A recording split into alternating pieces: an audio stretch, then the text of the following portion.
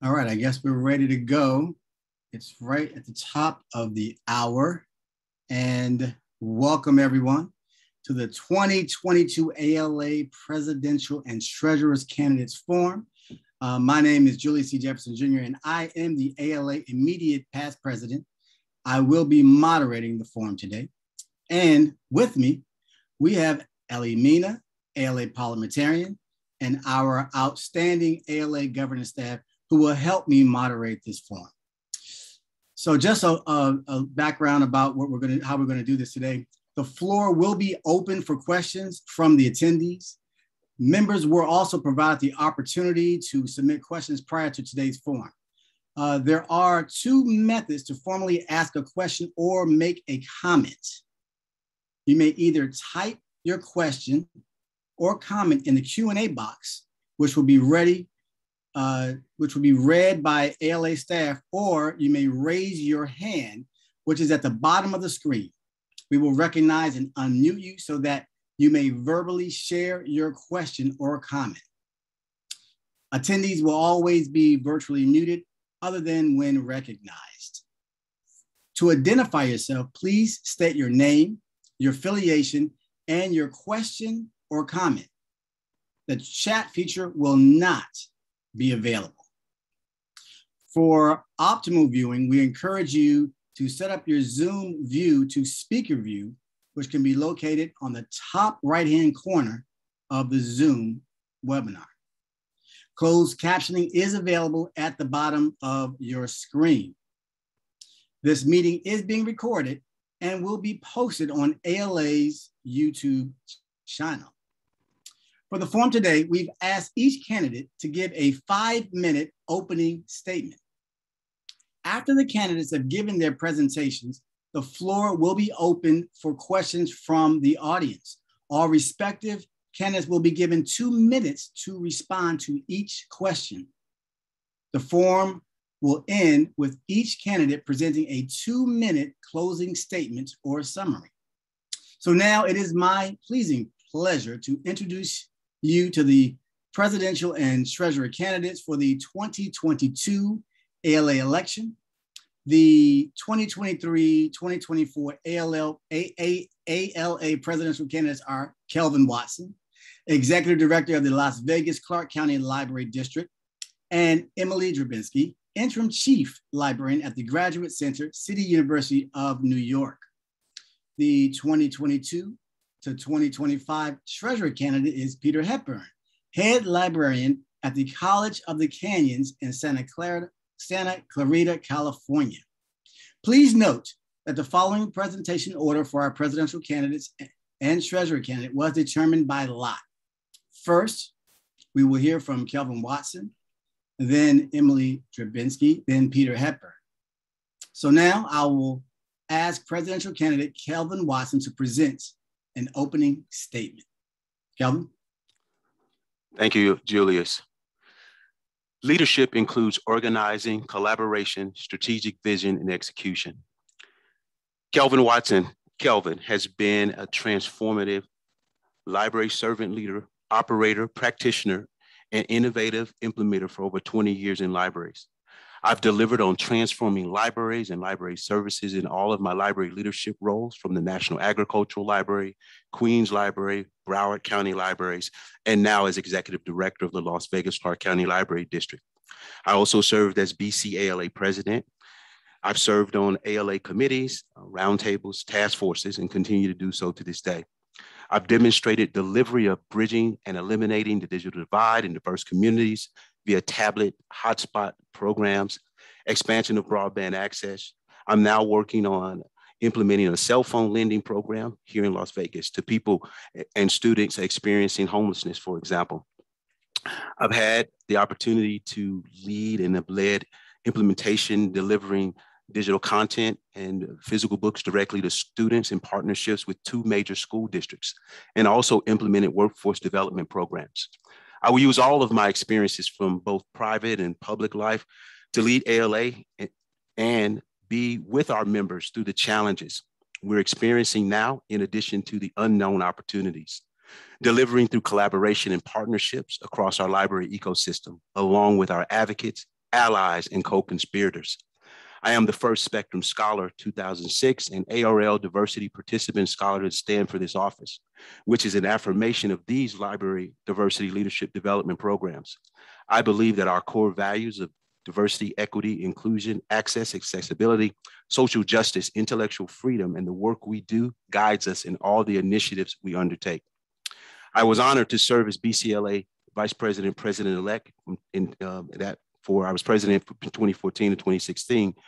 But through those continuous tumultuous times when the ALA Task Force on Equity, Diversity, and Inclusion was created by then ALA President Barbara Stripling, I continued to implement with others and focus on equity, diversity, inclusion, access, and accessibility, not only in the libraries and communities I serve, but also in library associations. I served as the Florida Library Association co-chair for their task force to bring young and new BIPOC and LGBTQ+ library workers together to make their ideals pervasive within the association. Within a few months, we developed and activated and implemented our strategies.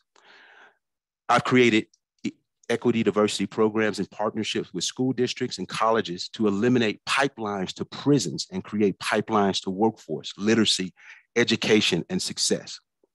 Advocacy and diversity within our association requires inviting the uninvited, and this is what I've actively done within diverse communities.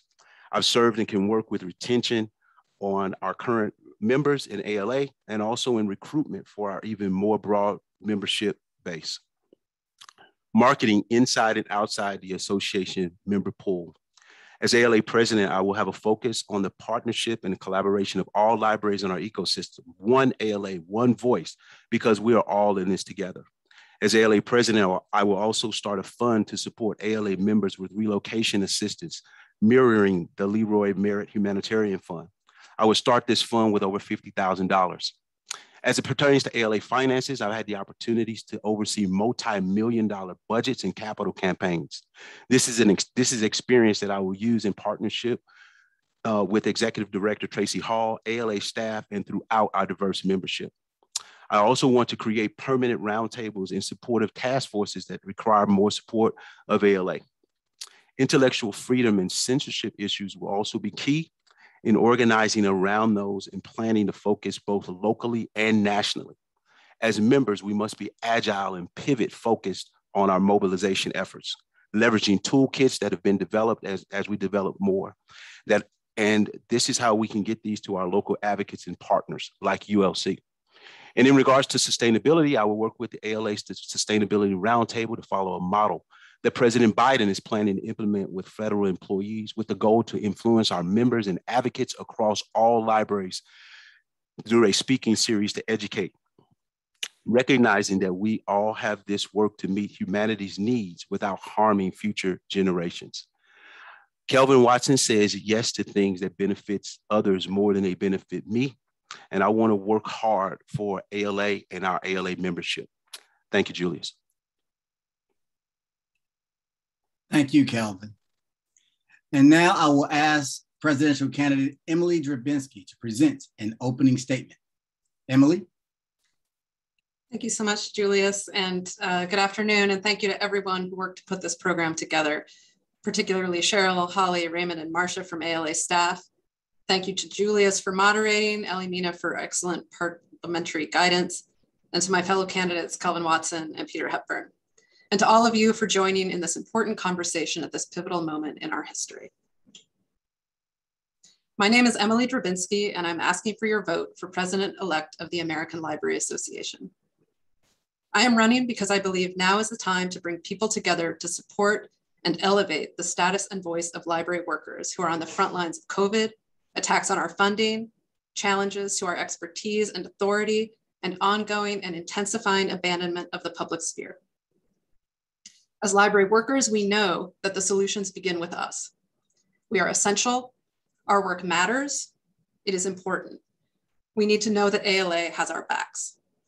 I believe I have the skills and experience that can pull us together across our divisions and differences in this struggle. I have been a library worker for more than 20 years. I started my career at New York Public Library. Just a week into my time there, negotiating overdue fines at a branch blocks from Ground Zero on September 12th, 2001. I have been an indexer, a loose leaf legal filer, a microfilm machine troubleshooter, a classroom teacher, and a reference desk stalwart.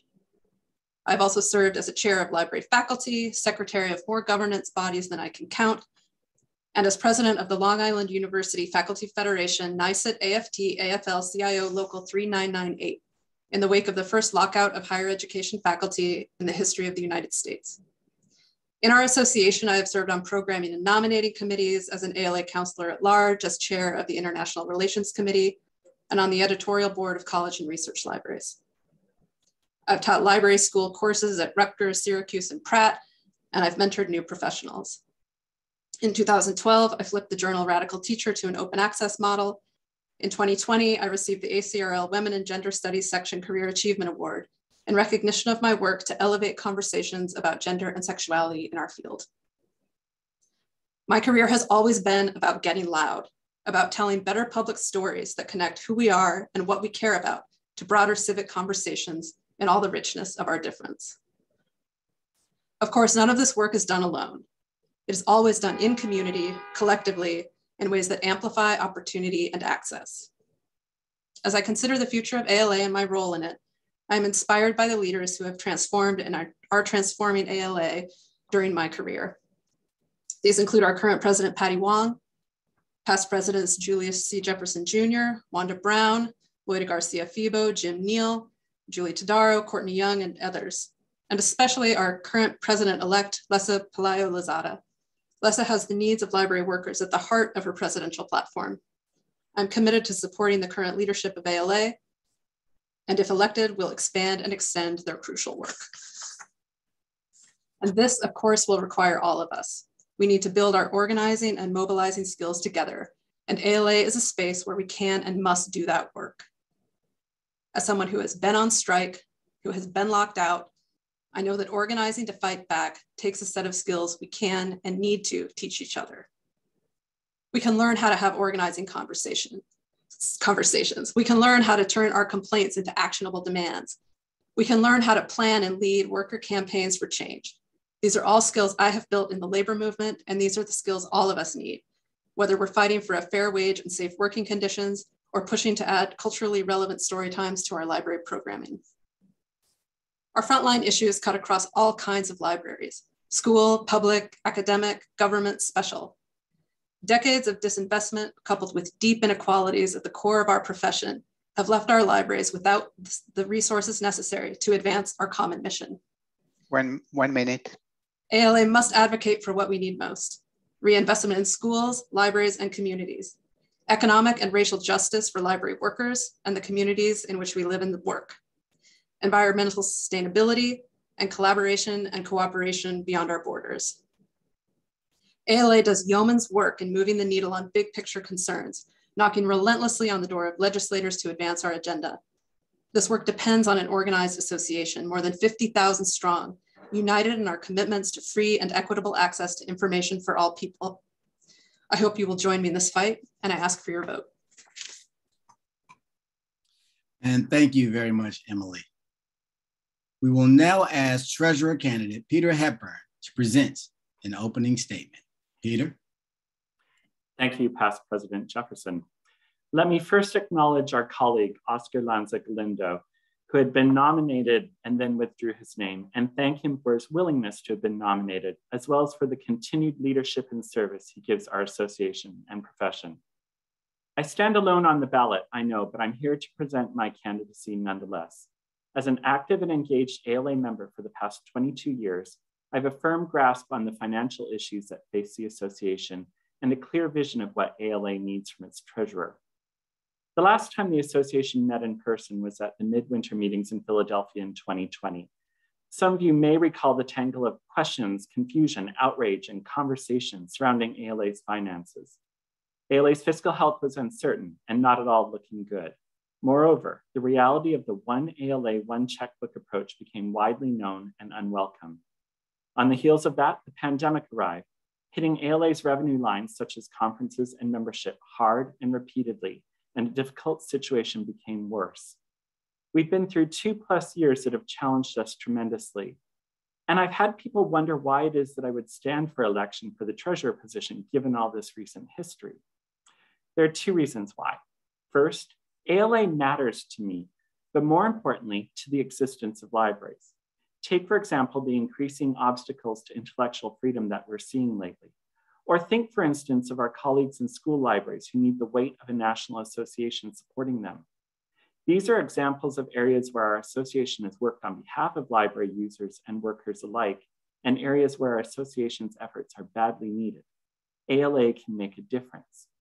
Second, because I don't believe that our association is in crisis. No, I won't pretend that our membership numbers are as healthy as they have been in the past, or that if the pandemic forces the cancellation of additional conferences, we'll readily find revenue elsewhere. That's not the case. But thanks to the work of current ALA Treasurer Maggie Farrell, the Presidents and Executive Board, our ALA Executive Director Tracy Hall, former interim CFO Denise Moritz, the ALA Finance Office staff, and ALA staff in general, we're on a path to recovery and towards sustained fiscal health. As treasurer, I would work to keep us on that path. ALA needs experienced and knowledgeable leadership, and that means a treasurer who has worked in areas of association governance and finance.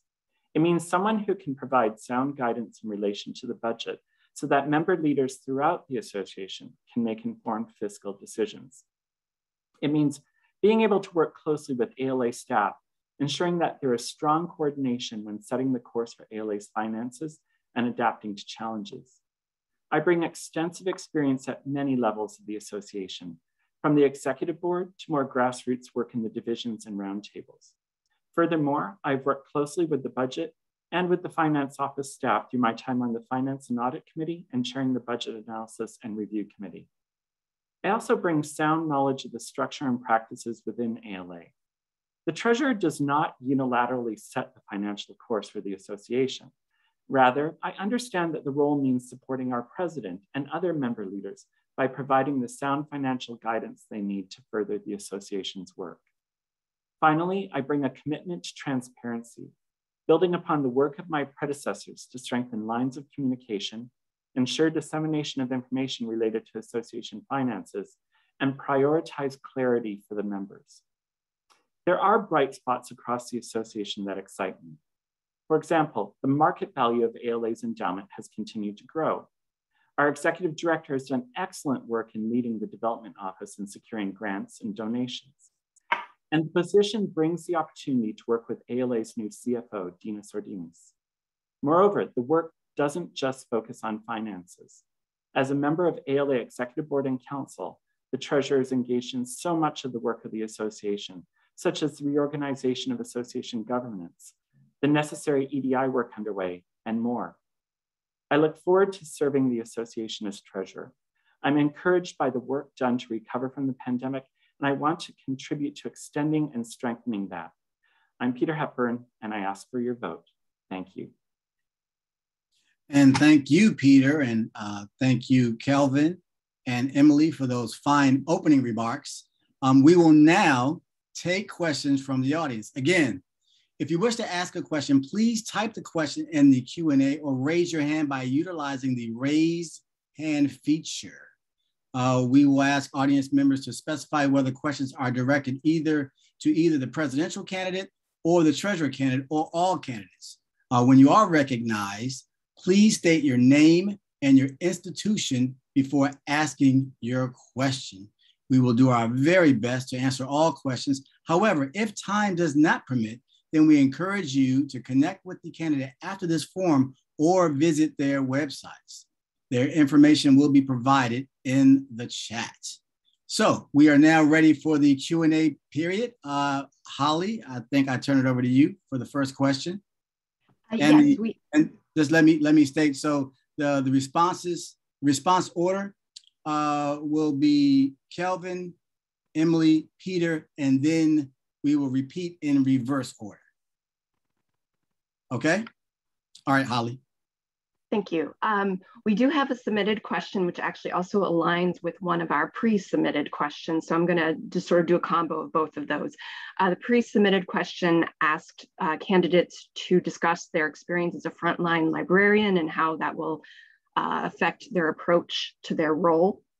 And then we also have the question in the Q&A box. The lesson of the pandemic has been that ALA members need an association that is directly engaged with local communities and that supports its members as they navigate a fundamentally changed library work environment. Can you tell us something about your experience providing leadership that supports people, libraries, and communities on the front lines? Kelvin. So how I've done this, and I've done this in 2 libraries, one at Broward County Libraries, and I actually moved to Las Vegas, Clark County Library District during the pandemic last February. Actually, today is my 1-year anniversary. So how I've done this is that as the leader, I've focused on making sure that the frontline workers and the staff had the resources and support. So I would go to the county and, for example, and bringing in funds that were necessarily needed. As far as it was, the community here at the libraries here in Las Vegas, we have at 10 sites, we put in COVID testing immediately. We also apply for take-home tests so that we can provide those to the community as well. I've focused on pushing Wi-Fi out into the community, not only on our library locations, for example, but out in our rural libraries as well. I actually just received our information for an RFP that we just submitted for $107 million to cover all of our rural libraries here in Las Vegas. Over the past few months, I mentioned the idea of lending cell phones to people who are experiencing homelessness. That came through a $200,000 grant from the state. And the city of Las Vegas just provided us today that they're going to be awarding us for $400,000 to support our Teachers in Schools program. So I'm supporting the community and frontline workers all around. But what I'll also share is that as a leader, I've shown up every day during the pandemic, along with the staff that was required to work at Broward County. This was a county requirement.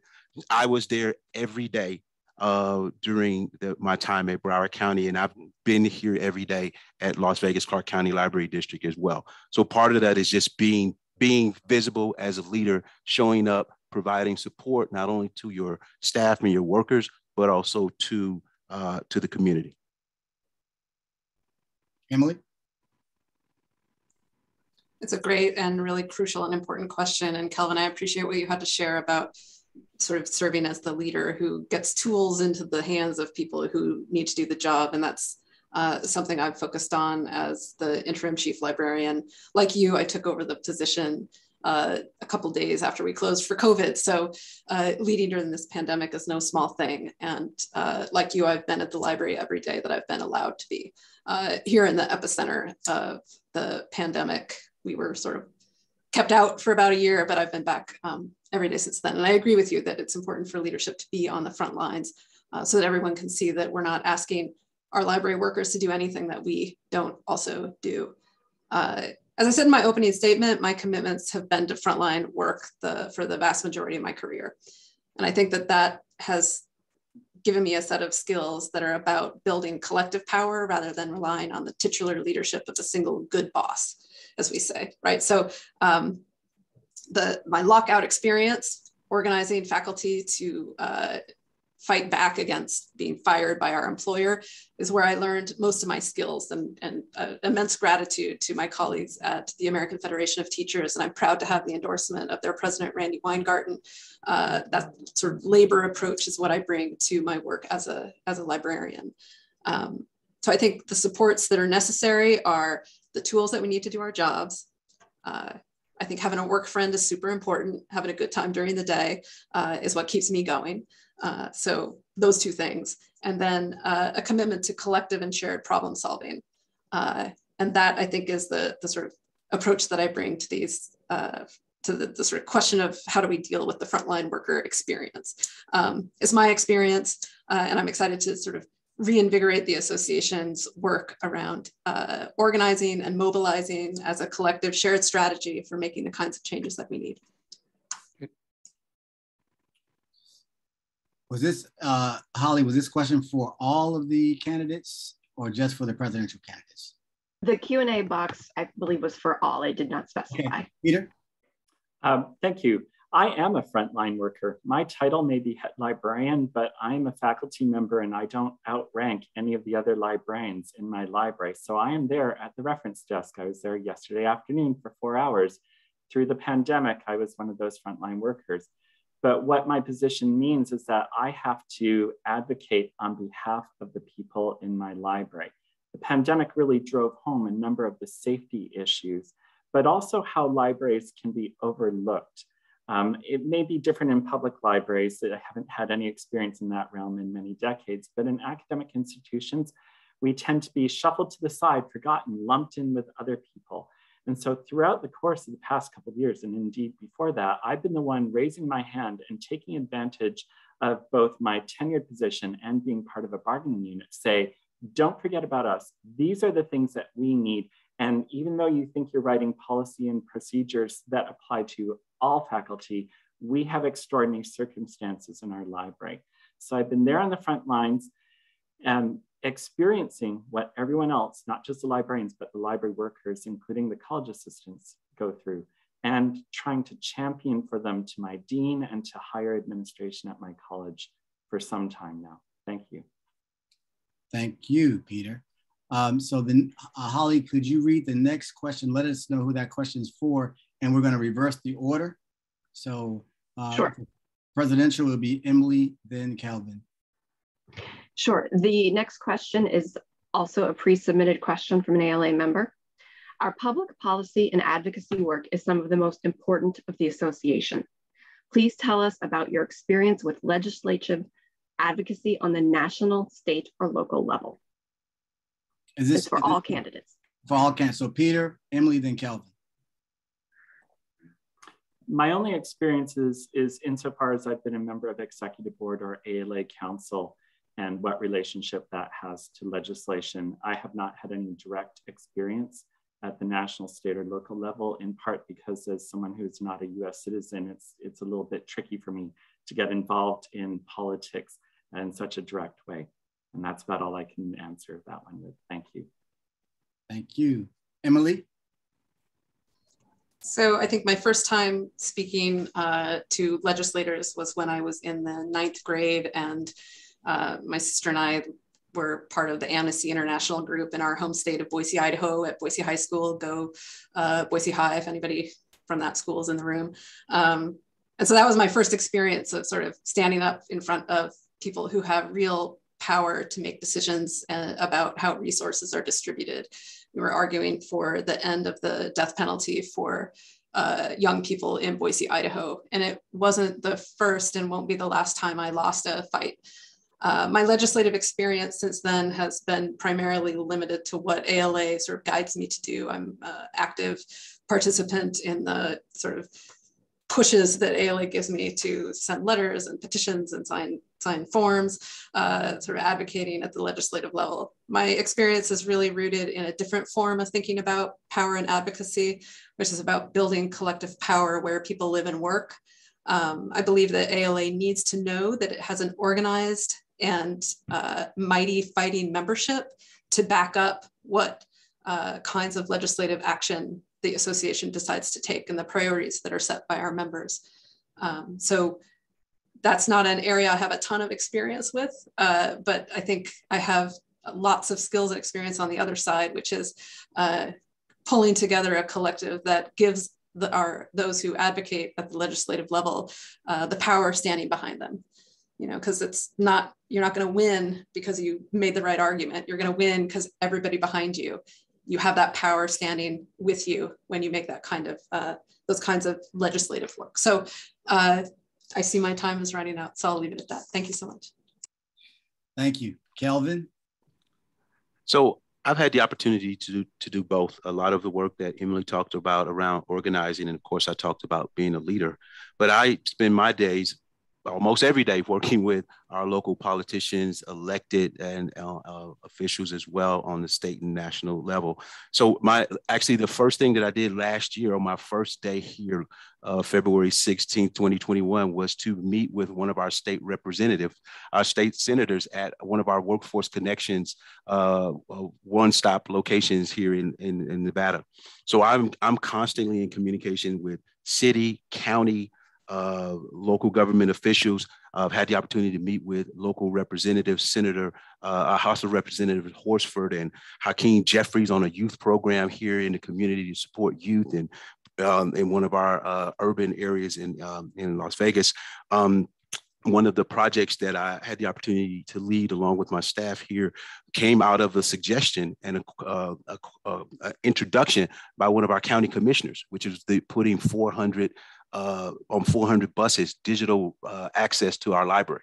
So this is what I do every day outside of, this is part of leading, especially when you lead a large public library. You're meeting and talking with legislatures, advocate for the funding to support your library, but you're also doing the leading of your local library, your staff as well. Thank you, Kelvin. Raymond, do you have any raised hands? I do not at this time.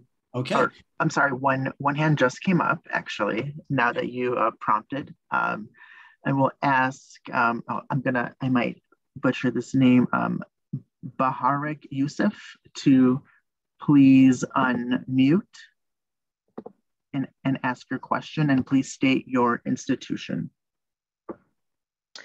Hello, thank you very much. My name is Baharak Yousefi. I work at Simon Fraser University, and my question is for Kelvin and Emily. As an academic librarian, I'm increasingly concerned by the relationship between libraries and library vendors. Specifically, I'm seeing our core values such as privacy, confidentiality, and public good undermined by vendor contracts. Would really appreciate hearing your thoughts on this issue. Thanks very much. So we will start with Kelvin, then Emily. Thank you for the question. Very interesting. So I started my career out actually as a vendor. But I'm also very passionate about what we do regarding privacy in regards to, especially the contracts when it regards to electronic resources, for example, as we continue to see those come out. So a few years ago, I had the opportunity to be in a group of with academic libraries and public libraries talking about this exact need. And so one of the things that I do is as a library leader, reading those contracts and really understanding and pushing back on the vendors and really asking why they need that information regarding our users. It's because I'm really, like I said, I'm on the front line protecting users' privacy and only following the ALA's core values and our what we believe going forward. So that's the real work is really fighting back and fighting those contracts and pushing back. And so as ALA president, this is something that I could undertake and would be interested to pursue even further. Emily? Thank you for your question, Baharak. I think it's a crucial one that we're all thinking about in academic libraries as we watch the vendor space consolidate and consolidate and consolidate until we really don't have good options. And I was talking to a member of Reforma a few weeks ago who was talking about the challenge that comes when our digital collections all come from a single vendor like Overdrive that has mostly English language texts, and how challenging it makes it for our libraries to provide reading materials in multiple languages when we're sort of bound to what our vendors can offer. So I think it's crucial for us to understand this landscape and crucial for us to intervene. It's also an example of a problem that cannot be solved at the individual library level or the individual librarian level. So here in my library at CUNY, I've got one person who has to manage all of our vendor contracts, but we are subject to constraints at the state and within our university system, and a lot of sort of conditions that make it difficult for us to act alone. And this is where an organization like ALA and the tools and structures it gives us to sort of build power, to sort of push back against the privatization of core library functions, including material selection, the application of metadata, our collection development plans, all of it, right? Like the urge to outsource that to to private companies that sort of takes the power out of the hands of those of us who have the expertise and authority to make decisions about what we purchase and how we share it. That requires an association level struggle, and is something that I look forward to building on if elected. Thank you. Thank you, Emily. Holly, let's take a couple from the Q&A and then go to the pre-submitted questions. So Holly, let's go to Q&A. Sure. So we have a question from Executive Board Member Libre Booker. It's also been thumbs up by a number of members. This is for all candidates. What is your position on TAG's Transforming ALA Governance recommendations?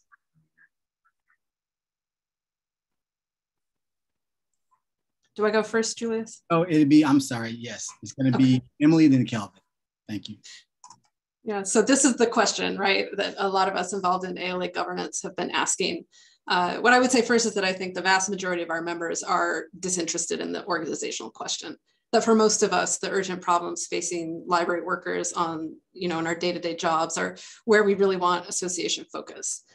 So I think when we're having conversations about reorganization, we have to be mindful of the fact that this is one fight that among many fights, and that attention paid to reorganization is attention not paid to the other issues that we're facing: censorship, intellectual freedom, privatization, climate change, those kinds of issues. So bracketing that, I would say ALA has gone through a number of reorganizations, that this isn't the set of recommendations that we see now are coming at the end of many, many years of discussion about how to reconfigure the association and its divisions. We've seen some success in those areas. I would submit that the core division reorganization has been particularly successful. At least as a member of CORE myself, I find that division to be responding to a lot of my concerns in ways that feel really resonant and relevant. I also think that we want to maintain an association with a democratically elected decision-making body, and whether that takes the shape of council or if it takes the shape of some of the recommendations that have come through the reorganization conversations, that's something, that's for the body of counselors to determine. And I think we can all agree that council has not lived up to its democratic potential. I don't know that that's an organizational problem or if it's more of a political and a power problem, but it's something that I look forward to addressing with member leaders who have been working on these kinds of transformations for many years. Thank you, Emily. Calvin? Yeah, so I would coming after Emily on this question, certainly agree with all of what she said. So my interactions with TAG have come really through the work as a PLA director, of which I've just finished my term. So I believe that, yes, it's up to the ALA Council to determine, how we want to move forward. Definitely making sure that we have a definitely more democratic association, but we really need to focus on getting, having recommendations and developing strategies around tactics and really getting things done. Right. That's what we haven't spent enough time on, is getting things done and focusing on the issues at hand, as Emily mentioned, censorship, these intellectual freedom challenges, the worker issues, around salaries, and those and dealing with this post-traumatic stress that our library workers and staff have been going through. Those are the things that ALA as an association, the members, want us to be focusing on, and not focusing on trying to handle this huge change with ALA governance. Thank you, Calvin. Let's go to Holly for another Q&A. Sorry, that question was for all candidates. So did we want? Sorry. Yeah. Okay. Yeah. Peter? Oh, I thought I could get away with it. Thank you. First off, I think what Emily said is right. This has been fascinating to watch, but it probably is not the greatest concern for ALA at the moment. That said, I appreciate the efforts to streamline what's going on with council. It is an unwieldy beast. It is a large cost center. So efforts to try to contain that are important, but I would hate to lose the democratic aspect of it. And looking at the most recent posting that the chair of the TAG committee put forward to council, I find myself thinking I would like council to remain a policy-making body, not simply an advisory body, because I think it's an important place for members to have representation and to have direct say in what policy is in ALA. Thank you. Thank you, Peter. Okay, Holly, back to the Q&A. Yes, we have one quick question just for Calvin from Nan Hilliard. To Calvin, where will the seed money come for your relocation fund? So Nan, great question. So the seed money for my relocation fund, of which I've actually received pledges of over $50,000, have come from friends, business partners, other colleagues to pledge that they would support this initiative, because this initiative is not just something that that happens in libraries where people need relocation funds. It happens in the corporate world as well. So this is something that I was easily able to translate and have them become familiar with. And having my own personal experiences here in Vegas, and recently having a branch manager that was hired from Broward County out here to join me, we as a library, because of different circumstances, contracts, et cetera, weren't able to cover his relocation funds. So this is something that I want us to have as ALA members. And this is something, again, that you talk about, what has the association done for me? This is something that is a real pragmatic solution to help our ALA members. Thank you, Calvin. Holly, let's go to pre-submitted questions, and then we'll see if there are any hands raised. Great.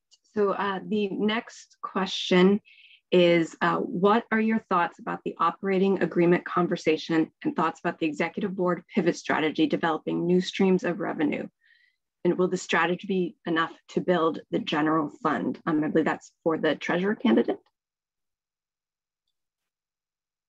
Maybe that's for all of them. So we'll have all of them respond. And so we'll go Calvin, Emily, Peter. Another great question. So regarding the overhead, this is something, that conversation, something that I, again, became very familiar with as a member of the PLA board, and watching and understanding how, how the rates are getting closer to 30%. And so definitely we need to change how we function in financing the ALA. And as it pertains to, so I'll get back into that because I only got a short time, but I also want to talk about the different, the pivot strategy and the strategies around the work that the executive director, Tracy Hall, has already been doing.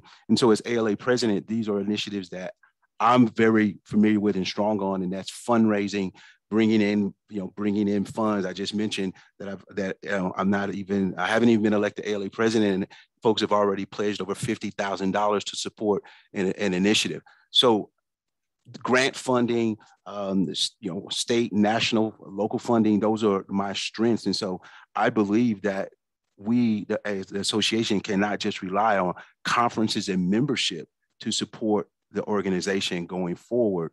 Either that be the overhead where divisions are paying for those, and or we are find ourselves not out of the financial situation that we find ourselves and have found ourselves in. Thank you, Emily. So I think about these changes to the operating agreement and the fundraising issues in a couple of ways. First, as I've been talking to members of the association from across the divisions, one of the things I'm hearing is that people feel afraid that big ALA, in its effort to be one ALA, will come and sort of disrupt and break apart the parts of the association where people find their homes and are doing some of their best work. And I think that's a fear that people have. I think it is not particularly well-founded, but I think the association needs to do a better job communicating the value of a sort of one ALA model to other parts of the association. That requires real radical transparency in the finances and sharing really openly across the association where the money is coming from and where it's going. When I was growing up, my dad said the best way to be successful at your job is no surprises, never a surprise, right? So I think a lot of us in the association were quite surprised by the financial situation. That is something that can't happen again. Is the pivot strategy around funding for the association going to be successful? The future is something that if you thought you could see a year ahead, I'm guessing the last 2 years have disabused you of that notion. We don't really know what's coming. We don't know what change is happening. But I think what we can say is that the association will do better. It will retain its members more effectively. It will increase fundraising to the extent that it is an association that people want to invest in, that we know is doing good work on behalf of library workers across the library ecosystem, an association where I know that my needs and interests can be heard and represented, an association that I believe has my back. And I think those are key to any financial pivot strategy, no matter how you look at the ledger. It has to be an association that members and the general public want to invest in. Thank you, Emily. Peter? I think we spend a lot of time equating the operating agreement with overhead. And while certainly overhead is important, it's not the only thing about the operating agreement. I am a member of that work group, and I can tell you that a lot of the conversation has focused not simply on the finances, but on the relationships within ALA, the autonomy of the divisions, and how the roundtables might be folded into the operating agreement or into a separate agreement of their own that is parallel to the operating agreement. Those relationships are really key. The divisions do so much important work, and there's so much vitality to them. And if you look at our finances, you'll see that in some instances, or most instances, the divisions are where a lot of the strength is too. They've been doing a very good job about shepherding their funds. So we want to be sure that our recommendations, when they finally come, really respect that and really promote that. As for the pivot plan, when I first heard about this, I was on BARC at the time when Executive Director Tracy Hall brought it forward. I was excited about it. Kelvin and Emily have both spoken to this. The traditional revenue streams within ALA, they're not going to be the way they always have been. You know, conferences we've seen have been shaky at best during the pandemic, trying to shift to virtual. Membership has declined. These are areas where we're still recovering revenue, but we need to explore new ways of bringing money into the association. So I'm excited about it. Will it succeed? I hope. I have a great deal of hope and optimism. Thank you. Thank you, Peter. Raymond, do we have any raised hands? I'm giving a couple seconds for people to raise them if they have them, but I do not see any at this moment, at this time. Okay, so Holly, we're going to go to the Q&A, and we're going to, if you could respond with in just 1 minute for this question, because we have to begin to wrap this up. So Holly, to you. Yes, we have this question from member Dulcie Smith, and thumbs up by several other members. To Kelvin and Emily, how do you think about ALA's role with respect to political efforts across the country to suppress the teaching of topics related to racial justice, white supremacy, etc.? Me or Emily, Julius? Oh, it's going to go to Emily, then Kelvin. Yeah, I'll try to keep it short, although it's a really big question. I think, as I've been saying, throughout my campaign and my opening statement, I believe in local organizing skills, building the capacities of our members to fight the local fights that they're dealing with on the ground, and that ALA has a role in both being a sort of big voice, talking loudly about the importance of libraries in their communities, as well as teaching members how to organize, right? In order to fight back against some of the attacks on our libraries. And so the relationship I see there is sort of two-pronged, both an association that's loud enough that people feel really like they're sort of carried along by a bigger association, but also these fights, as we know, are local. We're dealing with organized efforts, and we have to be just as organized as they are if we're going to win. And that's a set of skills we need to be teaching each other. Kelvin? So my response is going to be that, this is definitely a two-pronged approach, both locally and nationally. We've created, the Office of Intellectual Freedom has created toolkits that can be used locally. We have to do more. ALA has to do more, or needs to do more when it comes to, attacking this locally, because politics is local. And that's what I was saying, and that's around organizing, but also that's also being, having the library talking about these issues. One of the things that I want to share real quick, Julius, I know we have short time. I just dealt with an issue this week where someone wanted to, censor some resources that we have. And so we have our policies that we rely on to fight back these challenges as well. And thank you. So our time for questions is over. I want to congratulate you. You did a great job responding to the questions. So the difficult part is over. So now each candidate will have 2 minutes to make a closing statement. We will begin with Treasurer candidate Peter Hepburn. Then we will hear from presidential candidate Emily Drabinski, then Kelvin Watson. Peter? Thank you. The organizational stability, renewed growth, and financial sustainability of the association are all critical. ALA, after all, does excellent work, and that work must continue despite the barriers created or exacerbated by the pandemic and in the face of increasing challenges to libraries across the country. What ALA does matters greatly to our users and to our colleagues. ALA is the leader that we look to, that I look to in shaping policies and procedures that affect what libraries do. The Treasurer is a key partner in that leadership. My experiences in the association have shown me that the ALA Treasurer must be able to provide all parts of the association sound guidance on fiscal matters. Not only that, however, the Treasurer, as part of the Executive Board and Council, must be able to consider and address a variety of issues as they arise. I offer ALA the deep and wide-ranging experience in the association that lends itself to that work. My networks within the association are broad, and my understanding of the structure and governance of ALA is sound. I'm keen that ALA flourish through the years ahead, and that my term as treasurer build on the foundation my predecessors have provided in order to ensure a strong, stable ALA for the future. The treasurer gets 3 years to do their work, collaborating with many colleagues and ALA staff members. In that time, I will focus on how ALA steers towards sustainability, how it manages its fiscal health, not through constant acts of cutting expenses, but by strengthening revenue streams and their consistency, and how its successes and challenges are communicated clearly to members. Transparency is key to the role, and I'm committed to providing that. I'm Peter Hepburn, and I ask for your vote for ALA Treasurer. Thank you. And thank you very much, Peter. I now call upon presidential candidate Emily Drabinski to present a closing statement. Emily? Thank you so much. And thank you to everyone who's taken the time out of your busy schedule, those of you who work at jobs that allow you to join us for an hour in the middle of the day. I want to thank you for taking the time to listen to my vision for ALA and for the field of libraries as a whole. As I've said throughout my campaign, this is a moment that is crucial for all of us. It's crucial for those of us who work in libraries. It's crucial for our communities, for our nation. The pandemic has laid bare inequalities that I think we all know are baked into the United States of America, but we have seen them deepen and get worse over the last couple of years.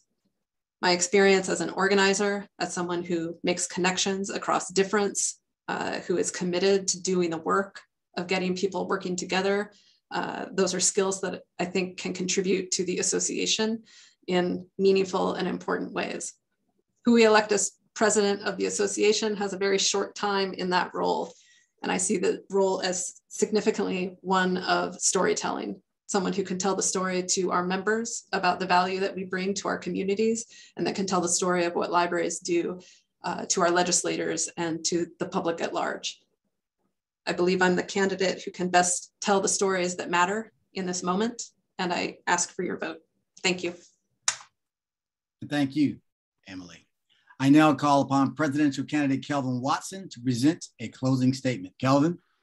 First, I want to thank everyone that also took the time out. Julius, you for doing a great job moderating as well, and all the ALA staff for their support and continued support through this process. I started out talking about leadership, and that includes organizing, collaboration, strategic vision, and execution.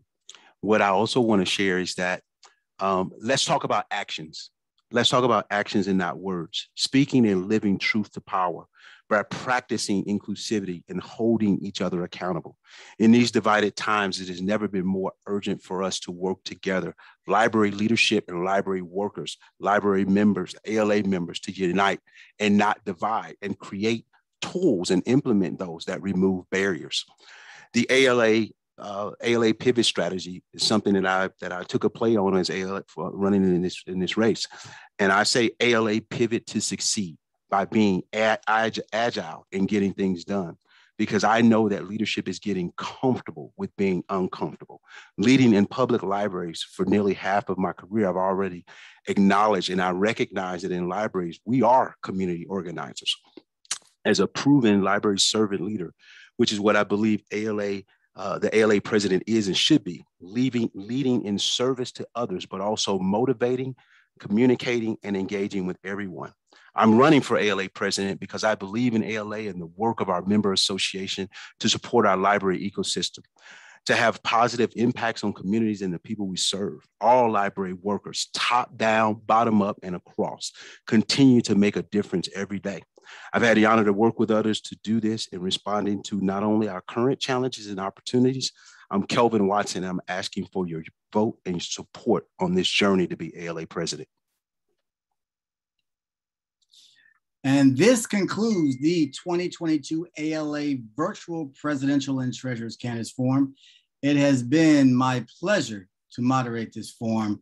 I would like to thank our candidates for standing for election as treasurer and president of our association. I would like to thank all of you who joined us today and asked questions. And certainly I want to thank our parliamentarian and our ALA staff for making sure that this went smoothly.